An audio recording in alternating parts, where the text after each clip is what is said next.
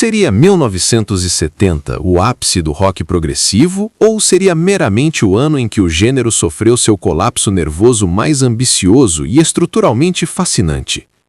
A afirmação de que este ano civil específico representa o zênite do movimento é uma falácia sedutora, uma simplificação romântica que ignora a realidade objetiva da lama sonora, das formações instáveis e da claustrofobia tecnológica que definiu a era. Compreender 1970 não é adorá-lo como um monumento de perfeição, mas sim dissecá-lo como uma cena de crime onde a arma do delito foi um órgão Hammond C3 ligado a uma parede de amplificadores Marshall. O ouvinte que busca a produção polida e cristalina de 1973 ou a integração sinfônica madura de 1974 ficará amargamente decepcionado com as bordas cruas e sangrentas de 1970. No entanto, precisamente por causa desse atrito, essa incapacidade da ambição caber dentro das limitações magnéticas da fita de gravação, ele permanece como o ano mais existencialmente honesto da história da música. Devemos descartar imediatamente os óculos cor-de-rosa e confrontar a realidade tecnológica. Em 1970, o padrão da indústria estava mudando rapidamente da gravação de 4 canais para 8 canais, com estúdios de 16 canais como o Trident e o Advision, apenas começando a se tornar os playgrounds exclusivos da elite. Essa limitação é audível. Quando você ouve In the Wake of Poseidon ou Lizard do King Crimson, você não está ouvindo uma banda em uma sala, você está ouvindo um canteiro de obras. A separação dos instrumentos carece do selo hermético da era digital. A bateria vaza para os microfones do piano, criando uma ressonância fantasmagórica que nenhum plugin consegue replicar. Mas além da engenharia, a própria música estava em um estado de fluxo violento. O King Crimson, os porta-estandartes que haviam estilhaçado o teto em 1969, efetivamente deixou de existir como uma unidade de turnê em 1970. Robert Fripp foi deixado segurando os cacos de um espelho quebrado, recrutando uma constelação temporária de músicos de jazz para executar composições que se tornavam cada vez mais hostis ao conceito de rock. Considere estritamente a linguagem harmônica de Lizard, lançado em dezembro de 1970. Chamar isso de rock é um insulto à complexidade da partitura. Fripp e o pianista de jazz Keith Tippett não estavam engajados em improvisação baseada no blues. Eles estavam utilizando harmonia terça estendida e escalas octatônicas para criar uma sensação de inquietude que espelha a dissolução do eu. A faixa Cat Food é um exemplo primordial desse sentimento anticomercial.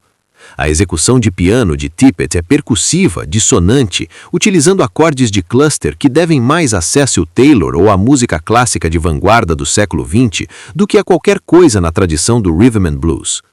Não há conforto aqui. A resolução para a tônica é atrasada, obscurecida ou abandonada inteiramente. Este é o som de uma banda desmantelando a própria estrutura do formato canção enquanto a fita está rolando. É feio, abrasivo e totalmente brilhante porque se recusa a ceder. Compare isso com o prog polido e amigável para o rádio das décadas posteriores e percebe-se que 1970 não era sobre virtuosismo por aplausos, era sobre virtuosismo como uma arma de alienação. Simultaneamente, testemunhamos o nascimento de Emerson, Lake e Palmer, um power trio que tratava o estúdio de gravação como uma arena de gladiadores. A estreia homônima deles em 1970 é um manifesto de excesso, mas sejamos precisos sobre a natureza desse excesso. Não era a autoindulgência inchada que os críticos frequentemente alegam, era uma tentativa desesperada de preencher o espectro de frequências sem um guitarrista. O uso que Keith Emerson faz do sintetizador Moog modular, não o mini Moog portátil que viria depois para dominar o som, mas a parede maciça de circuitos infestada de cabos de patch, foi uma decisão textural. Em Tank, o clavinete e o Moog engajam em um diálogo rítmico que antecipa os sequenciadores da música eletrônica, mas é tocado por mãos humanas com um andar flutuante que respira. A famosa adaptação de Allegro Barbaro de Bela Bartolini, renomeada The Barbarian, exibe um baixo com distorção fuzz pesada de Greg Lake, que funciona menos como uma fundação harmônica e mais como uma segunda voz melódica, utilizando o registro agudo do instrumento para cortar turbilhões de órgão e compassos complexos. O uso de padrões de ostinato aqui é implacável, prendendo o ouvinte em uma grade de fórmulas de compassos 5x4 e 7x8 que criam uma resposta fisiológica de tensão. No entanto, as transições são serrilhadas. A cola entre as sessões de rock e os motivos clássicos é visível.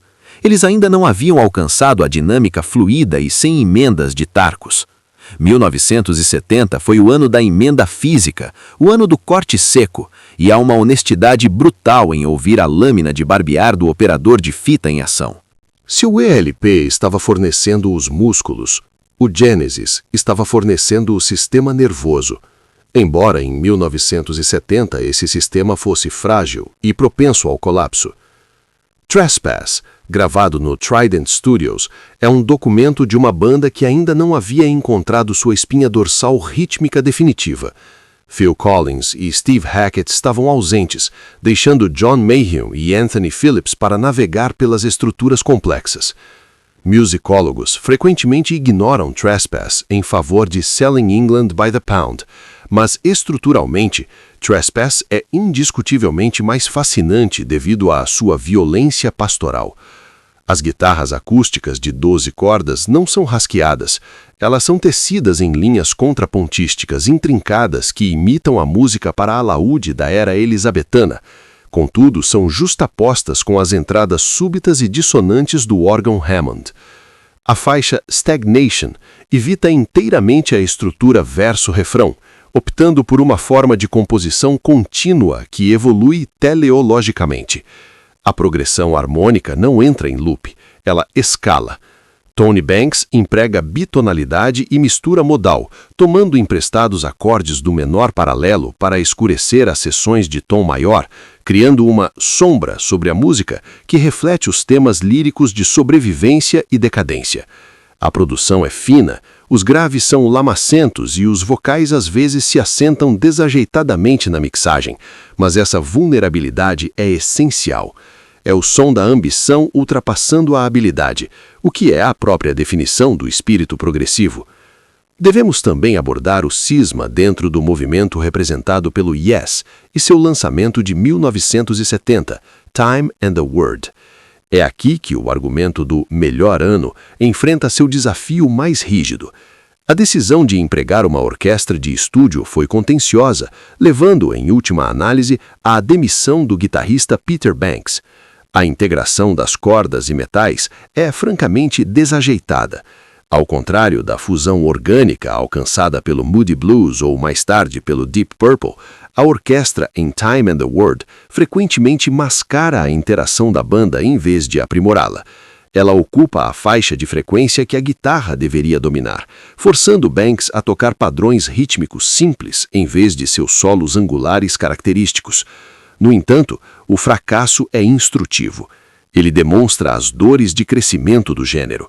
Eles estavam tentando alcançar uma grandeza sinfônica que ainda não conseguiam gerar com seus próprios instrumentos. Foi um erro necessário, uma tese que teve de ser postulada e rejeitada para abrir caminho para a síntese de The Yes Album. Isso prova que 1970 foi um laboratório de experimentos falhados tanto quanto de sucessos. Enquanto isso, nos cantos mais sombrios do underground britânico, o Van der Graaf Generator lançou H2H, Who Am I the Only One? Um álbum que troca as aspirações sinfônicas de seus pares pelo pavor existencial. A instrumentação é bizarra para padrões do rock. Saxofone, órgão, pedais de baixo e bateria, com a guitarra elétrica aparecendo apenas como textura ou participação especial. Mais notavelmente por Robert Fripp em The Emperor in His War Room. A ausência de um guitarrista permanente força o órgão e o saxofone a preencher o vazio sonoro, resultando em um timbre denso e sufocante que é único deste ano. O trabalho de órgão de Hugh Benton não é decorativo, é estrutural, frequentemente sustentando pontos de pedal por durações agonizantes, enquanto os saxofones de David Jackson, passados por pedais de efeitos geralmente reservados para guitarras, gritam em agonia atonal. A canção Killer utiliza um riff em trítono, o Diabolus em música, para evocar a natureza predatória do tubarão. Esta não é música para escapismo, é música para confronto. A densidade lírica de Peter Hammill, abordando temas de solipsismo e solidão cósmica, é equiparada por uma linguagem harmônica que se recusa a resolver na tônica, deixando o ouvinte em um estado de suspensão perpétua. Não podemos ignorar a contribuição da cena de Canterbury, especificamente o third do Soft Machine. Aqui, a linha do tempo fratura. Enquanto outras bandas construíam suítes, o Soft Machine estava desconstruindo o conceito da canção em si. O álbum consiste em 4 composições que ocupam um lado inteiro do vinil cada, abandonando as formas padrão de rock por improvisação jazz fusion e manipulação de fita. Facelift, gravada parcialmente ao vivo e depois submetida a uma cirurgia radical de estúdio, apresenta loops de fita e técnicas de colagem que precedem a cultura do sampling por décadas. O órgão Lowrey de Mike Ritledge, distorcido ao ponto de soar como uma serra circular, toca contra a bateria polirrítmica de Robert Wyatt. A métrica é fluida, frequentemente mudando entre compassos ímpares sem a contagem do tempo 1 que ancora a música rock. Esta é a influência de Riley e Stockhausen filtrando para o léxico do rock. É repetitivo, hipnótico e exigente. Pede ao ouvinte que abandone o desejo por melodia e aceite a textura como o principal portador de significado. E quanto ao Pink Floyd? Atom Heart Mother, lançado em outubro, talvez seja o artefato mais divisivo do ano. A suíte título, uma colaboração com o compositor de vanguarda Ron Geesin, tenta fundir uma banda de rock com uma seção de metais e um coral. O resultado é monumental, mas também estruturalmente incoerente. As transições entre as sessões da banda e as sessões orquestrais são frequentemente abruptas, revelando as dificuldades de sincronizar 2 mundos musicais diferentes sem um click track. O coral canta em sílabas sem sentido, tratando a voz como um instrumento puramente percussivo ou textural. É uma obra-prima espalhada, bagunçada e gloriosa. Carece do arco conceitual focado de The Dark Side of the Moon, mas possui uma ousadia surrealista que a banda eventualmente perderia em favor de estruturas de canção mais rígidas. O timbre de guitarra de Gilmour é mordaz, ru e não comprimido, lutando por espaço contra os metais de uma maneira que cria um conflito sonoro genuíno. Portanto, quando perguntamos se 1970 foi o melhor, devemos definir nossas métricas com rigor musicológico. Se melhor implica a perfeição da forma, a integração perfeita de influências clássicas e de jazz e a mais alta fidelidade de produção de áudio, então a resposta é um enfático não. As mesas de mixagem eram limitadas demais, os sintetizadores instáveis demais e as bandas voláteis demais. As obras-primas definitivas, Close to the Edge, Red, Selling England by the Pound, ainda estavam a anos de distância. No entanto, se definirmos melhor como um momento de energia potencial máxima, o ano em que as regras não foram apenas quebradas, mas incineradas, então 1970 permanece isolado. Foi o ano do protótipo. Cada álbum lançado era uma hipótese testada em tempo real. As falhas, o chiado da fita, os mellotrons levemente desafinados, as edições desajeitadas, os cálculos orquestrais desastrados não são detratores, são as impressões de imperieloquência no vidro da eternidade.